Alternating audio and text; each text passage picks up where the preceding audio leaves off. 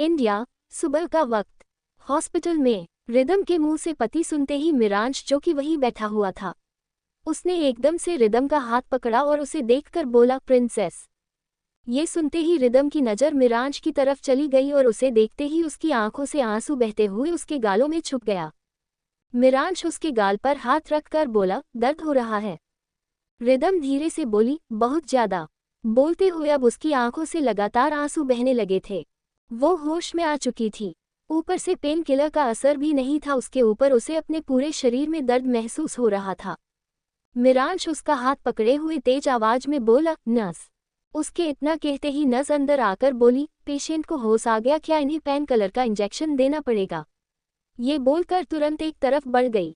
थोड़ी देर बाद वो वापस आए और उसने रिदम के हाथ पर एक इंजेक्शन लगा दिया। थोड़ी देर बाद वो नर्स इंजेक्शन लगाकर वहां से चली गई। रिदम चुपचाप आंखें बंद किए लेटी हुई थी। धीरे धीरे उसकी बॉडी का दर्द कम होता चला जा रहा था। तभी मिरांश उसके हाथ पर किस करके बोला, प्रिंसेस। उसके इतना कहते ही रिदम ने अपनी आंखें खोली और उसे देखकर बोली, सॉरी, मेरी वजह से सब कुछ खराब हो गया ना। मैंने डिनर डेट प्लान की थी, सब कुछ प्लान किया था, लेकिन गड़बड़ हो गई। पता नहीं कैसे, पर मैं तो देखकर चल रही थी। तुम्हें पता ना, मैं इतना लापरवाही नहीं करती मैं। इससे आगे वो कुछ बोल पाती कि मिरांश ने उसके होठों पर उंगली रखकर उसे चुप करा दिया। वो उसकी आंखों में देखते हुए बोला, I trust you princess, just relax, okay. बोलकर मिरांश हल्का सा आगे बढ़ा और रिदम के होठों पर हल्की सी किस करके वो वापस पीछे हट गया। रिदम धीरे से बोली, मेरे पैर पर प्लास्टर है, मैं ठीक हो जाऊंगी ना, और ये शोल्डर अभी दर्द हो रहा था मतलब। मिरांश बीच में ही बोला, पैर में फ्रैक्चर है और शोल्डर डिसलोकेटेड है। शोल्डर जल्दी ठीक हो जाएगा, बट पैर को थोड़ा टाइम लगेगा, ओके, और मैं हूं तुम्हारे साथ। बोलकर उसने रिदम की हथेली पर किस किया और फिर गौर से उसके हाथ को देखने लगा। उसका हाथ बिल्कुल सफेद पड़ चुका था। ऐसा लग रहा था कि उसके अंदर खून ही नहीं था। मिरांश बिना कुछ बोले रिदम के हाथ की तरफ देख रहा था। थोड़ी देर बाद उसने रिदम के चेहरे की तरफ देखा। पेन किलर के इंजेक्शन की असर से अब वो सो चुकी थी। मिरांश उठा और वो रिदम के फोरहेड पर किस करके बाहर आ गया। तभी डॉक्टर उसके सामने आकर बोले, मिस्टर रघुवंशी, एक बार मुझे पेशेंट को चेक करना होगा। बोलकर वो अंदर चले गए। मिरांश भी वापस अंदर आ चुका था। डॉक्टर ने करीब 10 मिनट तक रिदम का चेकअप किया और फिर मिरांश को देखकर बोले, अभी ठीक है, पर मैं यही बोलूंगा कि इन्हें कुछ दिन तक हॉस्पिटल में रहना चाहिए, ज़्यादा बेटर होगा। मिरांश गहरी सांस लेकर बोला, नो प्रॉब्लम डॉक्टर। उसकी बात का डॉक्टर ने कोई जवाब नहीं दिया। उन्होंने एक नज़र रिदम को देखा और फिर बाहर चले गए। मिरांश वहीं सोफे पर बैठ गया और फिर कुछ सोचने लगा। तभी गौतम अंदर आकर बोला, भाई, मैंने सुना कि भाभी को होश आ गया। बोलते हुए उसकी नज़र एक बार रिदम की तरफ चली गई, जो कि अभी सो रही थी। मिरांश उसे देखते हुए बोला, होश आ चुका है, अभी सो रही है, अब परेशान करने की जरूरत नहीं है, उठ जाएगी वो। गौतम कुछ पल रुक कर बोला, आपने कल से कुछ खाया नहीं है भाई? मिरांश रिदम की तरफ देखते हुए बोला, what do you think Gautam, अगर मेरी प्रिंसेस हॉस्पिटल बेड पर लेटी होगी, वो खुद से चल नहीं सकती, और मैं कुछ खा लूं, I can't do this. Gautam उसके पास बैठकर बोला, पर भाई, खाना तो पड़ेगा ना। आपको भाभी को संभालना है, उनका ख्याल रखना है, उन्हें बहुत चोटें आई है, तो फिर आपको खुद को हैंडल करना पड़ेगा। ये सुनते ही मिरांश ने बिना कुछ बोले उसे देखा। वो कुछ कह पता कि तभी एकदम से वार्ड का दरवाजा खुला और शिवम के साथ धानी, वो दोनों अंदर आए। शिवम धीमे कदमों से रिदम की तरफ बढ़ गया। गौतम ने शिवम को इन्फॉर्म कर दिया था। ये बात वो छुपा नहीं सकता था, और अब रिदम खतरे से बाहर थी तो कोई प्रॉब्लम भी नहीं थी। शिवम रिदम के पास स्टूल पर बैठा और उसने रिदम का हाथ अपने हाथ में ले लिया। गौतम एकदम से खड़ा होकर बोला, मिस्टर सिसोदिया, अभी भाभी नींद में है, वो सो रही है पेन किलर की वजह से। धानी दिया, प्लीज आकर बैठो, आपको खड़े नहीं रहना चाहिए। धानी उसे देखकर बोली, मैं ठीक हूँ गौतम। शिवम एकदम से मिरांश को देखकर बोला, कैसे हुआ ये? मिरांश बिना किसी भाव के बोला, जान से मारने की कोशिश की है, मेरी आंखों के सामने मेरे प्रिंसेस को जान से मारने की कोशिश हुई और मैं उसे बचा नहीं पाया। साले साहब, तुम्हारी बहन को प्रोटेक्ट नहीं कर पाया मैं। ये सुनते शिवम की नज़र एकदम से मिरांश की तरफ चली गई, जो कि सर झुकाए बैठा हुआ था और एकटक जमीन की तरफ देख रहा था। शिवम बिना कुछ बोले खड़ा हुआ। उसने कुछ पल रिदम को देखा और फिर बाहर चला गया। धानी मिरांश के पास जाकर बोली, मीर, तुम ठीक हो ना? मिरांश बिना उसकी तरफ दिखे बोला, मुझे क्या होगा, मैं ठीक हूँ। जो भी हुआ है वो प्रिंसेस को हुआ है, मुझे कभी कुछ नहीं हुआ, हमेशा उसे होता है जो मेरी कमजोरी होती है। धानी उसके पास बैठकर बोली, पर रिदम तो तुम्हारी स्ट्रेंथ है ना मीर, किसी ने तुम्हारी कमजोरी पर नहीं बल्कि तुम्हारी सबसे बड़ी ताकत पर वार किया है। ये सुनते ही मिरांश ने कसकर अपने हाथों की मुट्ठी बना ली थी, लेकिन वो अभी भी वही जमीन की तरफ देख रहा था। धानी उसके कंधे पर हाथ रखकर बोली, तो पता लगाओ ना मीर कि ऐसा कौन है जिसे तुम्हारी ताकत से प्रॉब्लम हो रही है। मिरांश एकदम से उसका हाथ झटक कर बोला, सबसे पहले वो रघुवंशी खानदान है धानी, रघुवंशी वही रघुवंशी खानदान जिसका हिस्सा तुम हो, जिसका हिस्सा मैं हूँ। मेरे दिमाग में कई लोग हैं, अगर मन करे तो उन सबके सबको जान से मार दूं। धानी एकदम से खड़ी होकर बोली, मीर ऐसा कुछ भी नहीं करना है, बिना किसी सबूत के तुम किसी पर सवाल नहीं खड़े कर सकते। मिरांश खड़ा हुआ और वो धानी के चेहरे को अपने हाथों में भरकर बोला, व्हाट डू यू थिंक धानी सिसोदिया और आई कैन से धानी रघुवंशी, मुझे समझ में नहीं आता है कि कौन क्या करना चाहते हैं। इस बात का अंदाजा था कि लोग मेरे खिलाफ नफरत लेके बैठे हैं, लेकिन इस बात का अंदाजा नहीं था कि नफरत के चलते वो मेरी जिंदगी की सबसे बड़ी खुशी पर वार करेंगे। बोलकर उसने धानी को छोड़ा और एक नज़र रिदम को देखकर गुस्से में बाहर निकल गया। धानी गौतम को देखकर बोली, गौतम प्लीज इसे समझाऊंगी कोई गलती ना कर बैठे बिना किसी सबूत के, अगर किसी पर अटैक करने गया तो ये खुद फंस जाएगा, मैं नहीं चाहती कि मेरा ये भाई।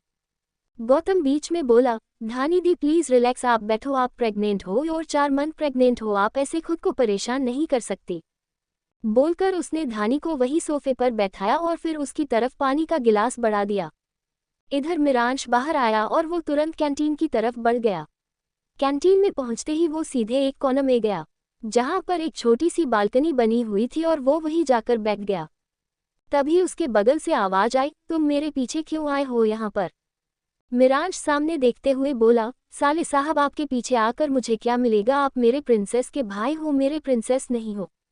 ये सुनते शिवम ने उसे देखा और धीरे से बोला, इस मामले में भी तुम्हें सार्कास्टिक होने की पड़ी हुई है, एनी आइडिया कौन हो सकता है? मिरांश बिना किसी भाव के बोला, जानकर क्या करोगे आप? शिवम उसे घूरते हुए बोला, एक्शन लूंगा, इकलौती बहन है रिदम, मेरी हॉस्पिटल बेड पर है वो। मिरांश, मैंने मेरी बहन को बहुत प्यार से रखा है, कभी उसे एक खरोच नहीं आने दिया, और आज किसी की बेवकूफ़ी की वजह से, किसी की प्रॉब्लम्स की वजह से मेरी बहन, मेरी बच्ची वो बेड पर है। उसकी बात का मिरांश ने कोई जवाब नहीं दिया, वो चुपचाप सामने देख रहा था। तभी शिवम उससे बोला, I am not blaming you. ये सुनते मिरांश की नज़रें खुद ब खुद शिवम की तरफ चली गई। शिवम गहरी सांस लेकर बोला, तुम्हें क्या लगता है कि हर चीज़ के लिए मैं तुम्हें ब्लेम करूंगा? मिरांश, मैं 2 साल का बच्चा नहीं हूं जो सिचुएशन को ना समझकर किसी पर भी ब्लेम डाल दो। यहाँ तुम्हारी गलती नहीं है, हादसे को रोका नहीं जा सकता। मैं तुम्हें ब्लेम नहीं कर रहा, लेकिन आई जस्ट वॉन्ट कि तुम उस इंसान को सामने लाओ जिसकी वजह से मेरी बहन इस हालत में है। धानी प्रेग्नेंट है, हमारा बच्चा कुछ वक्त बाद इस दुनिया में आएगा, लेकिन मेरे लिए तुम्हारे प्रिंसेस यानी मेरी बहन, मेरी पहली औलाद से काम नहीं है। I hope you understand. बोलकर शिवम वहां से चला गया। मिरांश अभी भी अपनी जगह पर बैठा हुआ था। वो वापस सामने देखने लगा और इस वक्त उसके चेहरे पर कोई एक्सप्रेशन नहीं थे। वहीं दूसरी तरफ कनिका आराम से अपने घर पर सोफे पर बैठी हुई थी और वो सामने टीवी देख रही थी। तभी नियम उसके पास आकर बोला, मैम आपको कुछ बताना था। कनिका टीवी स्क्रीन की तरफ देखते हुए बोली, कान खुले हैं मेरे, नियम बोलो। नियम गहरी सांस लेकर बोला, रिदम सिसोदिया मिस्टर मिरांश रघुवंशी की वाइफ, कल रात को उनका बहुत बड़ा एक्सीडेंट हुआ है। ये सुनते ही कनिका ने जल्दी से टीवी ऑफ कर दिया और वो हैरानी से नियम को देखने लगी। कनिका कुछ पल रुककर बोली, एक्सीडेंट? ऐसे कैसे एक्सीडेंट? पर तुमने तो बोला था कि वो दोनों दिन डेट पर गए थे, फिर एक्सीडेंट कैसे हो गया? नियम गहरी सांस लेकर बोला, आई डोंट नो मैम, पर अभी सुबह सुबह खबर मिली है रिदम सिसोदिया हॉस्पिटल में एडमिट है। कनिका धीरे से बोली, सीरियसली एक्सीडेंट? मुझे कुछ गड़बड़ क्यों लग रही है? नियम उसे देखते हुए बोला, तो आपको क्या फर्क पड़ता है मैडम, कुछ भी हो। कनिका उसे देखकर बोली, what do you mean by कुछ भी हो? उस लड़की की वजह से मेरा मिरांश परेशान हो रहा होगा। यू नो व्हाट, मैं अभी तक उस रिदम सिसोदिया से मिली भी नहीं हूँ और उसकी वजह से मेरा मिरांश परेशान हो रहा है। उद्धरण चिन्ह। सो मुझे उस लड़की के ऊपर गुस्सा आ रहा है, पता नहीं कौन है ये। बोलते हुए उसने कसकर अपने हाथों की मुट्ठी बना ली थी। वहीं हॉस्पिटल में धीरे धीरे रिदम को होश आ चुका था। करीब 3 घंटे बाद उसकी नींद खुली थी और अब तक शाम होने को आ चुकी थी। रिदम बैठी हुई थी, उसके पास शिवम बैठा हुआ था। वही धानी आराम से सोफे पर बैठी उन दोनों की तरफ देख रही थी। शिवम रिदम से बोला, वैसे तो तुम्हें ये दलिया खिचड़ी पसंद नहीं है, लेकिन अब तुम्हें यही खाना पड़ेगा। रिदम मुंह बनाकर बोली, ये क्या बात हुई, अब आप मुझे जबरदस्ती खिलाओगे तो खाना ही पड़ेगा। शिवम सार्कास्टिकली बोला, जबरदस्ती नहीं है, ये डॉक्टर ने स्पेशली बोला है, अगर कुछ उल्टा सीधा खाओगी तो फिर तुम्हारी बॉडी पर असर पड़ेगा, क्योंकि तुम्हें अभी सिर्फ और सिर्फ बेड रेस्ट पर रहना है, एसिडिटी हो जाएगी। रिदम आई रोल करते हुए बोली, पर यह सब बहुत गंदा लगता है। उसकी बात पर शिवम ने कोई रिएक्शन नहीं दिया, वो चुपचाप उसे खिला रहा था। वही मिरांश ने डॉक्टर से सारी बात कर ली थी। करीब 3-4 दिन बाद रिदम को डिस्चार्ज मिलेगा, तब तक उसे यहीं पर रहना था। खाने के बाद शिवम खड़ा होकर बोला, मैं ये सारी चीज़ रख के हैंड वॉश करके आ रहा हूँ, धानी जरा नज़र रखना इस पर, बोलकर वो तुरंत वहां से चला गया। धानी कुछ बोलने वाली थी कि तभी गेट खुला और मिरांश अंदर आकर बोला, प्रिंसेस। रिदम उसे देखकर बोली, तुम कहाँ पर थे? यहाँ पर भाई मेरे पीछे पड़े हुए, उन्होंने मुझे जबरदस्ती इतना सारा बकवास खाना खिलाया और तुम मुझे छोड़कर इधर उधर मंडरा आ रहे हो। ये सुनते ही धानी को हंसी आ गई थी। वही मिरांश चुपचाप रिदम को देखने लगा। रिदम की बात सुन मिरांश बिना किसी भाव के उसे देखने लगा था। वही धानी को हंसी आ गई थी। तभी रिदम मुंह बनाकर बोली, भाभी आप हंस क्यों रही हो? मैंने बहुत सीरियस में ये बात बोली है, आप मेरी बात का मजाक मत बनाओ। आपको भी अच्छे से पता है कि मुझे ऐसे सादा सादा खिचड़ी नहीं पसंद। और मिरांश बीच में बोला, प्रिंसेस तब तक तो खाना पड़ेगा जब तक तुम अस्पताल से डिस्चार्ज नहीं हो जाती। ये सुनते ही रिदम ने कुछ पल उसे देखा और फिर वो दूसरी तरफ देखने लगी। धानी कुछ पल रुक कर बोली, मैं आती हूँ, तुम दोनों बात करो, बोलकर वो मुस्कुराते हुए वहां से चली गई। उसके जाते मिरांश वही स्टूल पर रिदम के पास बैठा और उसे देखकर बोला, प्रिंसेस। रिदम दूसरी तरफ देखते हुए बोली, मुझे नहीं बात करनी तुमसे पति। तुम ना एक काम करो, जाकर मेरे लिए ना 24 घंटे सिर्फ खिचड़ी बनवाओ। मिरांश कुछ पल रुककर बोला, मुझे बनवाने की जरूरत नहीं है, क्योंकि तुम्हें वही खाना है। रिदम एकदम से उसे देखकर बोली, लेकिन मैं नहीं खाऊंगी। मिरांश उसका हाथ अपने हाथ में लेकर बोला, प्रिंसेस खिचड़ी तुम्हारे हेल्थ के लिए अच्छा है, समझ में आ रही है मेरी बात? तुम्हारे पैर पर प्लास्टर है, तुम्हें प्रॉब्लम हो जाएगा अगर तुम कुछ भी उल्टा सीधा खाओगे, एसिडिटी हो जाएगी। Can T understand simple thing? Rhythm धीरे से बोली, पति तुम मुझे डांट रहे हो। मिरांश गहरी सांस लेकर बोला, तो मैं क्या करूं, मुझे ऑलरेडी तुम्हारी इतनी टेंशन हो रही है प्रिंसेस, ऊपर से तुम ऐसी हरकत कर रही हो, गुस्सा आएगा ना? ये सुनते रिदम ने कुछ पल मिरांश को देखा और फिर उसने अपना सिर झुका लिया। मिरांश एकदम से उसके हाथ पर किस करके बोला, सुनो ना प्रिंसेस। रिदम बिना उसकी तरफ देखे बोली, सुन रही हूँ मैं, कान खुले हैं मेरे, बोलो। मिरांश गहरी सांस लेकर बोला, अच्छा जब तक अस्पताल में तब तक खा लो, उसके बाद घर जाकर तुम्हें जो चाहिए होगा हफ्ते में एक बार मिल जाएगा, खुश? रिदम उसे देखकर बोली, मुझे ज्यादा कुछ नहीं चाहिए, मैं बाहर की डिमांड भी नहीं करती, मैं तो बस घर का खाना मांग रही हूँ, लेकिन ये नहीं खाना। मिरांश उसके गाल पर हाथ रख कर बोला, ओके मैं देखता हूँ क्या कर सकते। ओके। रिदम कुछ पल रुककर बोली, ठीक है। इसके बाद मिरांश ने रिदम को अच्छे से लेटने में हेल्प कराए और फिर उसके हाथ की तरफ देखकर बोला, तुम्हारा हाथ अभी भी ऐसा है जैसे तुम्हारे अंदर खून ही नहीं है। रिदम हंसते हुए बोली, तो कोई बात नहीं, खून आ जाएगा। अभी मेरा सारा खून निकल गया, धीरे धीरे आ जाएगा, तुम टेंशन मत लो, मैं ठीक हो जाऊंगी। उसकी बात का मिरांश ने कोई जवाब नहीं दिया, वो वही उसके पास बैठा रहा और बस उसे देखता रहा। रिदम भी उसे देख रही थी, पर दवाई की असर की वजह से धीरे धीरे उसे नींद आ गई। उसके सोने के बाद मिरांश तुरंत बाहर गया और उसकी नज़र सीधे गौतम की तरफ चली गई, जो कि वही एक कोने में खड़ा उसी का इंतजार कर रहा था। गौतम मिरांश को देखकर बोला, भाई कल सुबह तक वो आदमी होगा यहाँ पर। मिरांश बिना किसी भाव के बोला, जिंदा रहना चाहिए, ये याद रहे। बोलते हुए उसके आंखों में गुस्सा साफ नजर आ रहा था। उस आदमी के लिए जो वो ट्रक ड्राइवर था, उस आदमी के लिए जिसने जानबूझकर रिदम को मारा था। असली इंसान तो बात की बात थी, पर जो बीच में मीडिएटर बना था, मिरांश उसे भी नहीं छोड़ने वाला था। वहीं दूसरी तरफ उदयपुर में रात का वक्त, रघुवंशी पैलेस। अनामिका इस वक्त साहित्य का वेट कर रही थी। वेट करते करते वो अपना काम भी कर रही थी। पर साहित्य अभी तक आया नहीं था और रात के 9 बजे बज चुके थे, जबकि उसका एक टाइम था और उसके आने का टाइम था रात के 8 बजे तक। अनामिका खुद से बोली, कहाँ रह गया ये? इतनी देर तो इसे कभी नहीं हुई। बोलकर उसने एक बार टाइम देखा और फिर अपना लैपटॉप बंद करके बेड से खड़ी हो गई। अनामिका जैसे गेट तक पहुंचेगी तभी अचानक गेट खुला और साहित्य ने एकदम से अनामिका को हक कर लिया। अनामिका हैरानी से बोली, साहित्य व्हाट हैपेंड? बोलकर उसने साहित्य को खुद से अलग किया और फिर गौर से नोटिस किया साहित्य वास्ट ड्रंक उसने पी रखी थी। अनामिका धीरे से बोली, व्हाट द हेल? बोलकर उसने गेट बंद किया और फिर साहित्य की हेल्प करते हुए उसे बेड के पास लेकर गई। साहित्य सीधे बेड पर गिरा और धीरे से बोला, अनामिका शेरावत, तुम मेरी बीवी हो ना? अनामिका कुछ पल रुक कर बोली, साहित्य जस्ट रिलैक्स, ओके? कोई भी आवाज मत करना, अगर दादू को पता चला ना तो फिर हंगामा मच जाएगा। साहित्य हंसते हुए बोला, तो जैसे पता चलने दो, मुझे नहीं फर्क पड़ता, मुझे तुमसे फर्क पड़ता है, इधर आओ ना। बोलते हुए उसने अनामिका की तरफ अपना एक हाथ बढ़ा दिया। अनामिका ने साहित्य के हाथ में अपना हाथ रखा, तभी साहित्य ने उसे एकदम से अपने ऊपर खींच लिया। अनामिका धीरे से बोली, साहित्य अभी तुम होश में नहीं हो, कुछ ऐसा मत करना कि तुम्हें सुबह पछतावा हो। I mean.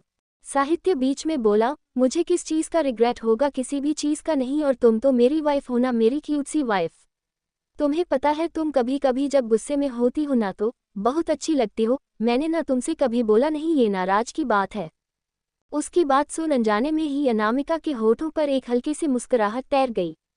तभी साहित्य एक्साइटमेंट से बोला, तुम स्माइल कर रही हो, इसका मतलब मैं तुम्हारी खुशी की वजह बन सकता हूँ। मुझे लग रहा था कि मैं हमेशा सबके रोने की वजह बनता हूँ।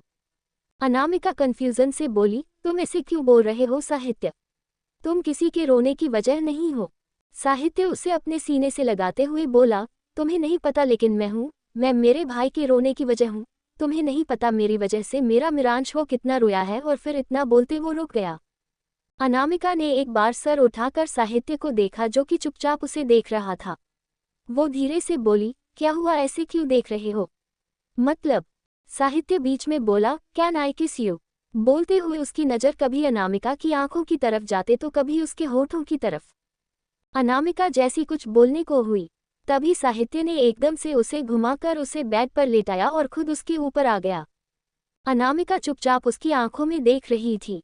तभी साहित्य फिर से बोला, बोलना, कुछ तो बोलो। अनामिका धीरे से बोली, ओके। उसके इतना कहते ही साहित्य एकदम से मुस्कुराया और वो अनामिका के चेहरे पर झुक गया। अगला दिन साहित्य ने करवट बदलते हुए अपनी आंखें खोली और आंखें खोलता उसके सर में एक तेज दर्द उठा। साहित्य अपने सर पर हाथ रख कर बोला, इतनी तेज दर्द हो रहा है, कल कुछ ज्यादा ही पी ली थी क्या? बोलकर वो उठकर बैठा और उसने अपनी नज़र चारों तरफ घुमाए। अचानक उसकी नज़र अपने बगल में सो रही अनामिका की तरफ गई। कुछ पल उसे देखने के बाद उसकी नज़रें उसके चेहरे से होते हुए नीचे जाने लगे और एकदम से उसकी आंखें हैरानी से बड़ी हो गई। साहित्य धीरे से बोला, ये क्या कर दिया मैंने? उसकी आवाज़ सुन अनामिका की आंखें खुल गई। उसने कुछ पल साहित्य को देखा और उसके चेहरे का रिएक्शन देख पता नहीं क्यों उसे अच्छा नहीं लगा। वो धीरे से बोली, इट्स ओके, तुम्हारी गलती नहीं थी, जस्ट की हिट ऑफ द मोमेंट हो गया, सीरियसली लेने की जरूरत नहीं है। बोलकर वो तुरंत बेड से उठी और उठते ही उसने दर्द से अपनी आंखें बंद कर ली। साहित्य एकदम से खड़ा होकर बोला, what do you mean by serious लेने की जरूरत नहीं है? तुम मेरी वाइफ हो, अगर हमारे बीच कुछ भी होगा तो सीरियस है ना? अनामिका हैरानी से बोली, क्या? पर अभी तो तुम ऐसे रिएक्ट कर रहे थे जैसे तुमने अपनी जिंदगी की सबसे बड़ी गलती कर दी। साहित्य गहरी सांस लेकर बोला, अनामिका मैं थोड़ा हैरान था, नशे में था मैं, मुझे होश नहीं था, इसलिए मैं ऐसे रिएक्ट करता हूँ। इसका मतलब ये थोड़ी है कि मैं कोई गिल्टी फील कर रहा हूँ, मोमेंट की बात नहीं थी, ये होना ही था। You are my wife, okay let me help you. बोलकर उसने अपने कपड़े पहने और फिर सीधे अनामिका की तरफ बढ़ गया। तभी अनामिका धीरे से बोली, साहित्य मैंने कुछ नहीं पहने, तुम जहाँ पर हो वहीं रहो। साहित्य उसके पास रुककर बोला, बीवी हो ना मेरी, देखा है मैंने तुम्हें। बोलकर उसने ब्लैंकेट हटाया और फिर अनामिका को अपनी गोद में उठाया और उसे लेकर सीधे वॉशरूम की तरफ बढ़ गया। वहीं अनामिका बस मुंह खोल हैरानी से साहित्य को देखते रह गई। इधर मुंबई में अस्पताल में रिदम बैठी हुई थी और उसने खाना भी खा लिया और मेडिसिन भी ले ली थी। वो आराम से टीवी देख रही थी पर उसके चेहरे पर बोरियत साफ नजर आ रही थी। वो कभी बार बार टीवी स्क्रीन की तरफ देखती तो कभी अपने पैर की तरफ। उसका डिस्लोकेट शोल्डर आज इस ऑलमोस्ट सही हो चुका था और उसका बैंडेज जो उसने लगाया हुआ था वो हटाने वाला था, बट उसके पैर को टाइम लगने वाला था। रिदम खुद से बोली, भगवान सब कुछ दिखाओ पर ये हॉस्पिटल वाले दिन मत दिखाओ, बोर हो गई हूँ मैं। 2 दिन में ये हालत हो गई है, पता नहीं कितने दिन यहाँ पर रहना है, कितने दिन घर पर बैठना पड़ेगा। घर पर रहकर तो फिर भी मैं न्यूज़ हाउस का काम कर सकती हूँ, पर यहाँ मैं क्या करूँ, मेरा पति मुझे कुछ करने नहीं देता। तभी शिवम अंदर आते हुए बोला, तुम्हारा पति शायद तुमसे कुछ ज्यादा ही प्यार करता है इसलिए कुछ नहीं करने देता। रिदम शिवम को देखकर बोली, और ये बात आप बोल रहे हो भाई सीरियसली? वैसे वो है कहाँ पर? ये मुझे दिख नहीं रहा, सुबह से गायब है। शिवम उसके पास बैठते हुए बोला, मुझे क्या पता तुम्हारा पति है, जब तुम्हें नहीं बताया तो फिर मुझे भी नहीं बता कर गया ऑफ कोर्स, और मैं उसकी साइड नहीं ले रहा, या फिर ऐसा नहीं है कि मैं बात बोल रहा हूँ, कोई अनोखी बात, वो तुमसे प्यार करते हैं वो दिखता है। रिदम मुस्कुराते हुए बोली, वो तो मुझे पता है और मैं भी उससे बहुत प्यार करती हूँ। आपको पता है भाई, मैंने इतनी अच्छी डिनर डेट प्लान किया थी पर सब कुछ खराब हो गया। पिछली बार भी प्लान की थी, उसे प्रपोज करने का सोचा था, पिछली बार इतना बोलता वो रुक गई और फिर मन में बोली, क्या बोलने वाली थी रिदम, अगर गलती से भी बकवास निकल जाता ना तेरे मुंह से तो फिर इस साले साहब और जीजा का रिश्ता ना बनने से पहले बिगड़ जाता। शिवम उससे बोला, कहाँ खो गई, कन्फेस करने वाली थी, क्या हो गया था? कोई एक्सीडेंट? रिदम बीच में बोली, नहीं भाई एक्सीडेंट नहीं हुआ था, हमारी लड़ाई हो गई थी। शिवम कुछ पल रुककर बोला, वो जैसा इंसान है उसके साथ किसी की भी लड़ाई हो जाए। रिदम धीरे से बोली, क्या बोल रहे हो भाई, ऐसा नहीं है, मेरा पति लड़ाकू नहीं है। शिवम जबरदस्ती मुस्कुरा कर बोला, तुम्हारा पति तो तुम्हारे भगवान है। रिदम नामे सर हिलाकर बोली, नहीं भाई भगवान नहीं है, भगवान इंसानों में नहीं है, मैं नहीं मानती, वो बस मेरा पति है, मुझे बस इतना पता है। शिवम मन में बोला, प्यार में पागल लोग मुझे पसंद नहीं था और यहाँ मेरी बहन खुद ही प्यार में पागल होकर बैठी है, जो भी है एटलीस्ट इसके लिए लॉयल तो है, यही बहुत बड़ी बात है। वही इन सारी चीज़ों से दूर एक बेसमेंट वाले एरिया में जहाँ पर एक आदमी इस वक्त एक चेयर पर बंधा हुआ था, वही उसके सामने मिरांश चुपचाप बैठा उसे देख रहा था। वो आदमी कोई और नहीं बल्कि वही ट्रक ड्राइवर था जिसने रिदम को अपनी ट्रक से मारा था। वो ट्रक ड्राइवर मिरांश को देखकर बोला, सर मुझे ऑर्डर दिया गया था, मुझे बोला गया था कि ये काम करना, मुझे बाकायदा उन मैडम की फ़ोटो दी गई थी, मैंने कुछ भी जानबूझकर नहीं किया, मतलब मैं एक्सीडेंट करने के। मिरांश बीच में बोला, पहले तो तुझे ये सोचना चाहिए कि आखिर तुझे बोलना क्या है। दूसरी बात, तुझे ऑर्डर दिया गया और तूने किसी की जान लेने के बारे में सोचा। अच्छा खासा तेरा ट्रक का धंधा चल रहा था, तू सामान डिलीवर करता था, पैसे मिलते थे, लेकिन नहीं, ज़्यादा पैसों का लालच अच्छा नहीं होता है, बड़े बुजुर्ग सही कह गए। ट्रक ड्राइवर लाचारी से बोला, सॉरी सर, उन्होंने मुझे 5 लाख ऑफर किए थे, मैंने हाँ कर दी, पैसों में फंस गया, please sir, I am sorry. उसकी बात सुन मिरांश हल्का सा हंसा और फिर उसे देखकर बोला, सॉरी, 5 लाख? मेरी प्रिंसेस की जान की कीमत सिर्फ 5 लाख थी कि तू उसे मार कर निकाला और बस 5 लाख में सब कुछ निकल गया, ये तो गलत बात है ना। बोलकर वो एकदम से खड़ा हो गया। मिरांश के खड़े होते ही ट्रक ड्राइवर की हालत और खराब होने लगी थी। मिरांश का चेहरा ऐसा लग रहा था मानो वो सच में ट्रक ड्राइवर को जान से मारने वाला था और अब उसे समझ में नहीं आ रहा था कि वो खुद को कैसे बचाए। मिरांश एक चाकू उठाकर बोला, वैसे तो मैं लोगों को मारता नहीं हूँ, मेरे हाथ गिटार की स्ट्रिंग से खेलते हैं, पियानो पर खेलते हैं, लेकिन जिंदगी से नहीं खेलते जल्दी, पर तूने मुझे मजबूर कर दिया है। मेरी प्रिंसेस मेरा सबसे बड़ा जुनून है, शायद मेरी सिंगिंग से भी बड़ा उसके साथ छेड़छाड़ होगी तो फिर मुझे उठाना पड़ेगा। बोलते हुए उसने एक बार चाकू की धार अच्छी की और फिर उसे ट्रक ड्राइवर की तरफ बढ़ गया। वो ट्रक ड्राइवर चिल्लाकर बोला, sorry sir, please I am sorry, मेरी गलती नहीं है, प्लीज़ आई एम सॉरी, मैंने बस पैसों के लालच में ये गलती कर दी, प्लीज़ मुझे जान से मत मारो। वो अभी बोल ही रहा था कि मिरांश ने एकदम से वो चाकू उसकी गर्दन पर रखा। ट्रक ड्राइवर एकदम से सुन्न पड़ चुका था, वो हल्की सी भी हिलने की हिम्मत नहीं कर रहा था, वो चुपचाप बैठा सामने देख रहा था। मिरांश ने वो चाकू हल्का सा उसके गर्दन में धंसाया। ट्रक ड्राइवर ने डर के मारे अपनी आंखें बंद कर ली। तभी मिरांश उससे बोला, एक मौका दे सकता हूँ तुझे। ये सुनते ही उस ड्राइवर ने अपनी आंखें खुली और वो उम्मीद भरी निगाहों से मिरांश को देखने लगा। मिरांश बिना किसी भाव के बोला, सुपारी देने वाला कौन था, नाम बताओ और हो सके तो अपनी जिंदगी बचा। ट्रक ड्राइवर कुछ पल रुक कर बोला, हाँ याद आया, अभिराज रघुवंशी। उसके इतना कहते ही मिरांश ने वो चाकू सीधे उस ड्राइवर की गर्दन में घुसा दिया। अब क्या करेगा मिरांश, जानने के लिए पढ़ते रहिए।